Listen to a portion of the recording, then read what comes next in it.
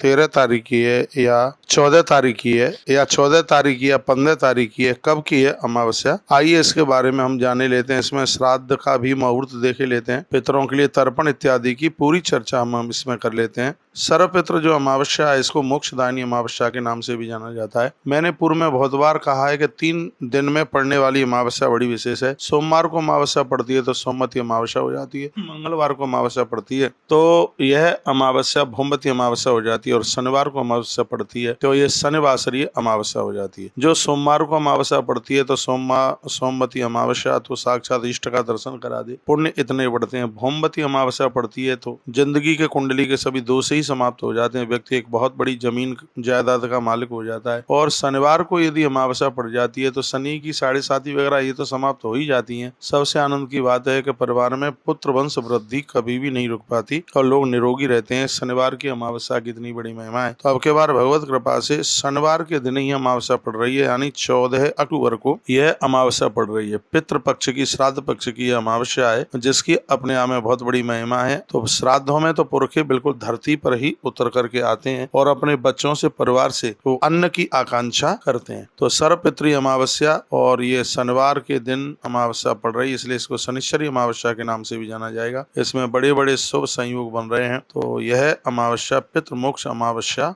भगवत कृपा से जीव के उद्धार और कल्याण के लिए बहुत ज्यादा यह अपने आप में विशेष है। तो आश्विनी मास के कृष्ण पक्ष की अमावस्या 14 अक्टूबर 2023 शनिवार को है और इसके ठीक दूसरे दिन नवरात्रा आरंभ हो जाएगी। तो यह अमावस्या वैसे 13 तारीख को रात्रि को 9:49 पर आरंभ हो रही है और जो कि 14 तारीख की रात्रि तक यह रहेगी, 11:30 बजे तक लगभग 14 तारीख की रात्रि को रहेगी। इसलिए सर्वपितृ अमावस्या पूर्ण रूप से, मोक्षदायिनी अमावस्या पूर्ण रूप से 14 तारीख को ही है। इसमें आपके बार रोहिणी मुहूर्त, कुतुब मुहूर्त जो कि श्राद्ध में बहुत ज्यादा मायना रखता है, ऐसे मुहूर्त इसमें आ रहे हैं। तो सर्वपितृ अमावस्या के दिन आप तर्पण करें, यदि आपसे हो जाए। तिल, फूल, कुसा इत्यादि पितरों के लिए इसमें अर्पित किए जाते हैं और चावल और जौ का इसमें विशेष रूप से दान किया जाता है, गरीबों को दिया जाता है। और वस्त्र की बहुत बड़ी इसमें महिमा है, जरूरतमंद लोगों के लिए वस्त्रों का, कपड़ों का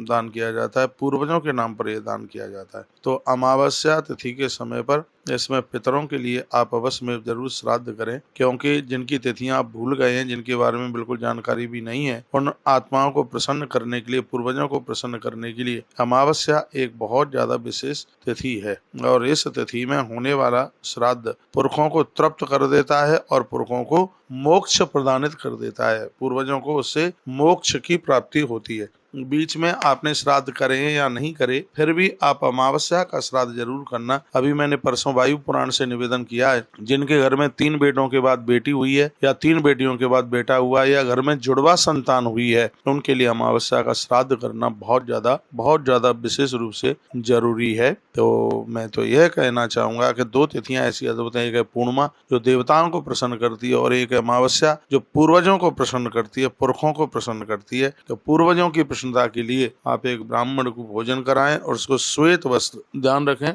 श्राद्ध पक्ष में सफेद कपड़े का ही दान किया जाता है। 5 कपड़े आप ब्राह्मणों को दें, उसमें आप थोड़ी सी दक्षिणा भी उसमें रख करके उन्हें आप प्रदानित करें, उन्हें वंदन करें, उन्हें प्रणाम करें अपने पूर्वजों के लिए। और यह श्राद्ध अमावस्या के दिन जरूर करें। अमावस्या के दिन की तर्पण की बहुत बड़ी महिमा है। अमावस्या के दिन में दीपदान की भी बहुत बड़ी महिमा है, तो यह आप कर सकते हैं। परिवार में यदि कोई अकाल मृत्यु से समाप्त हुआ है या किसी ने आत्महत्या करी है तो उसके लिए 14 की रात्रि में नदियों के किनारे दीपदान होता है, उसमें दिए जलाए जाते हैं पुरखों के लिए, पूर्वजों के लिए। इससे यहाँ तक कि घर का पितृदोष तक समाप्त हो जाता है। अमावस्या के दिन काकबली की बहुत बड़ी महिमा है। कौए के लिए भी जरूर उसके लिए मलीदा बना के उसके लिए रख दें, या उसके लिए भात, गुड़ और दही एक पत्तल पर रख करके छत पर या कहीं चौराहे पर रख दीजिए। अमावस्या के दिन ये काम जरूर कर लें। और मैं निवेदन करूंगा, संध्या कालीन, रात्रि कालीन समय में पूर्वजों के लिए, यमराज के लिए भी आप 14 दिए जला करके आप रख सकते हैं। इस अमावस्या पर आप कर सकेंगे। हम भी यह काम करने के लिए जा रहे हैं। हो सके तो तिल के तेल के दिए आप भी पूर्वजों के निमित्त, पुरखों के निमित्त आप अवश्य में जरूर जलाइए। इससे आपके घर में बहुत आनंद होगा, बरकत होगी, सर्व प्रकार का आनंद होगा। तो यह मैंने आपको कुछ मुहूर्त भी बताया है, इसमें श्राद्ध का तो मुहूर्त है ही, मध्याह्न में ही श्राद्ध की बड़ी महिमा है। रोज आप नहीं कर पाए तो अमावस्या के दिन आप श्रीमद् भगवत गीता जी का पाठ जरूर करें। और मैं एक और निवेदन करना चाहूंगा, अमावस्या के दिन पीपल, बरगद